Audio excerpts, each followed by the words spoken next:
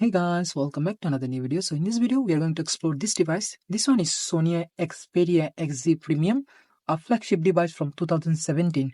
So this is a premium device. The build quality of this device is pretty good. And one thing which is pretty noticeable about this device is that it is just like a mirror. Wherever you touch, attract fingerprint like magnet. Although the device footprint is pretty big, but the display size is only 5.4 inch. It is a 4K resolution display and it looks sharp actually. It is a pretty good display, but IPS display 60 FPS and usually it runs on 1080p, but when you consuming anything 4K, it will switch to 4K mode. That's good actually for saving battery. By the way, going with the physical overview of this device, we have chunky bezels as you can see here on top and bottom. And we are also getting a 13 megapixel front facing camera, which on paper really good. And we are getting stereo speakers. They works really well, but they are teeny, not like today's devices. Right hand side, we got our volume rockers, power button and dedicated camera shutter button, which works really well. And I really like dedicated shutter button. And left hand side, we have our SIM tray, which can hold 2 SIM and a micro SD card. So that's good. On top, we are getting 3.5mm headphone jack and microphone hole. And on the bottom, we are getting a Type-C port with another microphone. And on the back, we are getting our rear-facing camera, which is 19 megapixel with OIS. And we have laser autofocus here. On paper, the camera is really good, but actually isn't really that great. I have used the camera for 2025. The camera is not really that good. So going with the other specs of this device, as a flagship device from Sony, it got Snapdragon 835, which was a flagship processor of that era with 4 GB of RAM and 64 GB of internal storage. So you can put micro SD card here, so storage is not really an issue here. In terms of usability, the device runs really well. It is running on Android 9. It was released with Android 7 but updated to Android 9 as you can see here. And it runs well on Android 9. I mean, still working pretty well.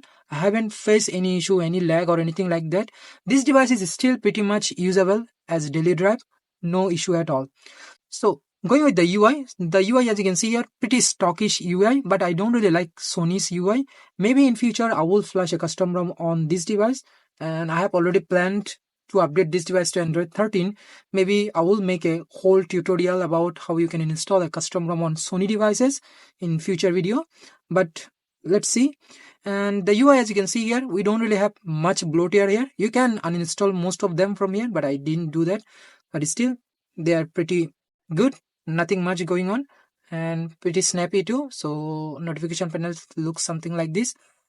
So in the setting panel, we have Wi-Fi, Bluetooth and everything is still working, but no VoLTE actually. It's kind of strange that this device does not have VoLTE.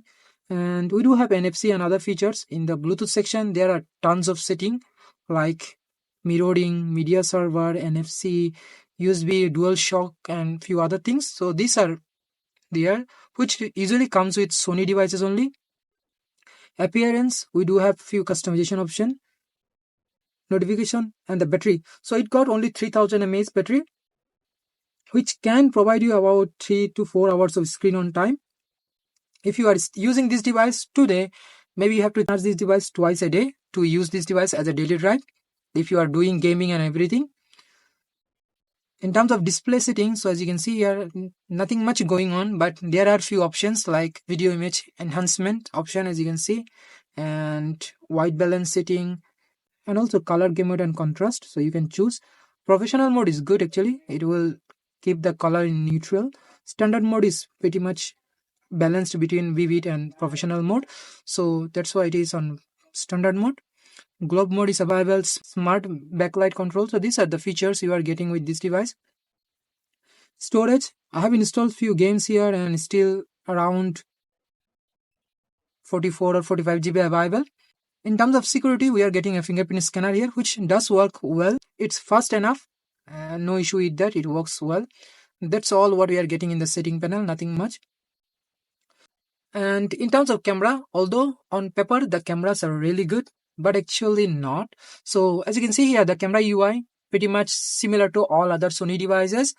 You can take picture, you can use the camera button to focus and take picture quite fast also. So that is available. So the camera UI is a little bit complicated. If you click on mode section, we do have AR slow motion, and it can shoot up to 960 fps slow motion video, so that's good. Manual mode, creative effect, panorama, and sound photo. But as you can see here, no HDR mode here. To get the HDR mode, you have to go to manual mode, and then you can access the HDR mode. Then you can take picture, and you are getting full-blown pro mode here. So manually you can control everything: white balance, exposure, shutter speed, and focus. So everything you can control. In terms of video, you can shoot up to 4K video with the rear facing camera, and front facing camera shoot up to 1080p 30 fps. So good for a 2017 flagship device, not really bad. But for today, the camera does not make sense. And in terms of gaming, so gaming is one part which is still this device holds up well. You can still play PUBG or Call of Duty about 30 to 45 fps without any kind of issue.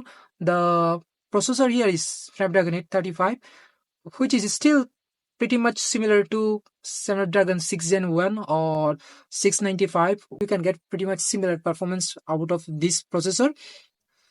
So this device got stereo speakers. The sound quality is not really that loud.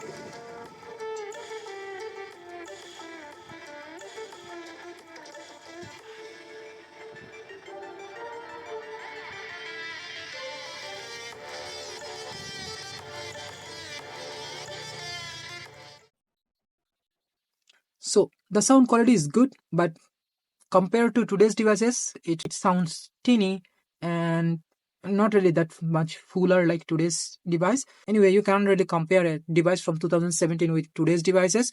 But as for me, as I have been using this device few days now, this is a perfectly usable device even as a primary device. Obviously, you have to charge twice a day if you are really using this device. This device still holds up really well.